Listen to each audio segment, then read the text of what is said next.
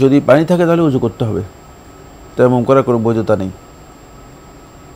আপনি যদি পানি না পেয়ে থাকেন তাহলে আপনি উজু করবেন, কিন্তু আপনি বলেছেন আমি ইচ্ছাকৃত উজু করি না, তাহলে আপনার সালাত হবে না। জি, আপনি উজু করেন না এর কারণ উল্লেখ করেন না, বলেন যে আমি উজু করি না।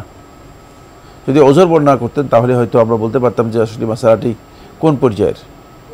মানে এখানে আপনি যেটা উল্লেখ করেছেন সেখান থেকে স্পষ্ট বোঝা যাচ্ছে যে আপনি ইন্টেনশনালি মানে উজু করেন না। উজু না করে তায়াম্মুম করার কোনো বৈধতা নেই। পানি যদি থাকে তাহলে অবশ্যই উজু করতে হবে, সেখানে তায়াম্মুমের বৈধতা নেই, তাই আপনার সালাত হবে না।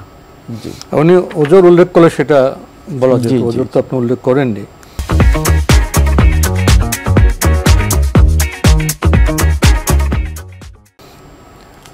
আরেকটি ইমেল পাঠিয়েছেন উম্মে আবদুল্লাহ, লিখেছেন সালাতরত অবস্থায় তেলাপোকা বা সাধারণ পিঁপড়া মারা জায়েজ আছে কি? না, পিঁপড়া তেলাপোকা এগুলো মারার জন্য চেষ্টা করবেন না সালাতরত অবস্থায়, কারণ এগুলো আপনার জন্য ওরকম মুদি না।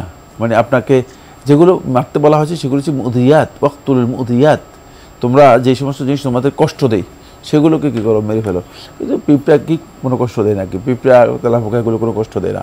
সালাতরত অবস্থায় এগুলো মারবে না। যেমন সালাতরত অবস্থায় আপনি সাপ আসলে মারবেন, বিচ্ছু দেখলে আপনি মারবেন, কারণ এটা আপনাকে কী করতে পারে, আঘাত করতে পারে। আর বিচ্ছু আঘাত করলে মানুষ মারা যায়, সাপে কামড় দিলে মানুষ মারা যায়। মানে বিচ্ছু যদি পাগলা কুকুর আসে, যে কুকুর কামড় দিলে মানুষ তাহলে ক্ষতিগ্রস্ত হয়, বিচ্ছু পাগলা কুকুর এগুলো মারতে পারবে। কিন্তু তেলাপোকা পিঁপড়া এগুলো মানুষের ওরকম ওই ধরনের কোনো ক্ষতি করতে পারে না, ওই ধরনের কোনো ক্ষতি করতে পারে না। সেক্ষেত্রে এগুলো সালাতরত অবস্থায় মারার কোনো প্রয়োজন নেই। উম্মে আবদুল্লাহ আপনি আরও লিখেছেন কোন নিয়তে হাজ এবং উমরা বিজনেস করলে হাজ উমরা করানোর ক্ষেত্রে সকলের সওয়াব পাওয়া যাবে এবং দুনিয়াবি প্রফিট করলেও প্রবলেম হবে না, নাকি এটা বিজনেস হওয়ার কারণে সওয়াব থেকে বঞ্চিত হবে? যে সওয়াব পাওয়া সম্ভব প্রত্যেক কাস্টমারকে হাজ এবং উমরা করানোর সেম সওয়াব? যেহেতু এটি ব্যবসা এবং আপনি ব্যবসায় নিয়ত যদি করে থাকেন তাহলে আপনি ব্যবসায়ের যেই বেনিফিট সেটা আপনি পাবেন, কিন্তু ভালো কাজে সহযোগিতা করার জন্য আপনি সব পাবেন, হজ উমরার সব পাবেন না। হজ উমরার সব পাবেন না এই জন্য যেহেতু হজ উমরা আপনি মানে করাচ্ছেন না, তারাই তাদের টাকা দিয়ে করতেছে। আপনি হজ এবং উমরা করাচ্ছেন না, তো আপনি তাদেরকে সহযোগিতা করতেছেন হজ এবং উমরা পালনের ক্ষেত্রে। অবশ্যই হজ এবং উমরা ভালো কাজে যখন সহযোগিতা করবে, মানে ভালো কাজে যে ব্যক্তি শুধু দেখিয়ে দিবে, সহযোগিতা নয় শুধুমাত্র দেখিয়ে দিবে, আর দাল্লু আলাল খাইরি কাফাইলিহি, যে ব্যক্তি দেখিয়ে দিবে সে ব্যক্তিও ভালো কাজ যে করেছে তার মতো কাছাকাছি সওয়াব পাবে। সেক্ষেত্রে যেহেতু আপনি সহযোগিতা করেছেন, ওয়া তাআওয়ানু আলাল বিররি ওয়াত তাকওয়া ওয়া লা তাআওয়ানু আলাল ইসমি ওয়াল উদওয়ান, তোমরা পুণ্যের কাজে তাকওয়ার কাজে পরস্পরকে সহযোগিতা করো। সুতরাং যেহেতু আপনি সহযোগিতা করেছেন, সহযোগিতার যে সওয়াব সেই সওয়াবটুকু পাবেন, কোনো সন্দেহ নেই।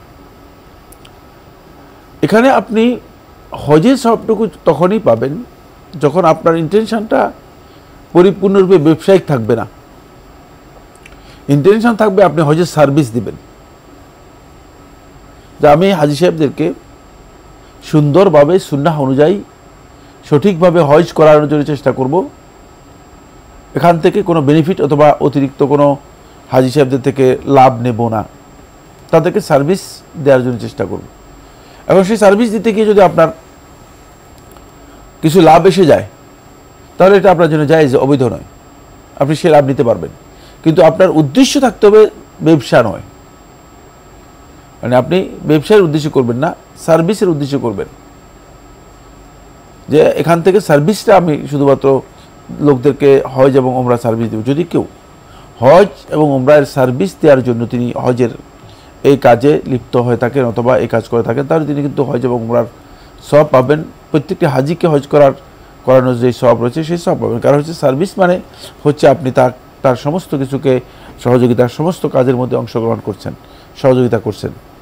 সেক্ষেত্রে খেয়াল রাখতে হবে যেটা সেটা হলো এই অতিরিক্ত আপনি অনেক বেশি তাদের কাছ থেকে চার্জ করতে পারবেন না। আপনি যেখানে যতটুকু দরকার মানে ততটুকু আপনি চার্জ করবেন বা এর কাছাকাছি চার্জ করবেন, সার্ভিস চার্জ যতটুকু দরকার।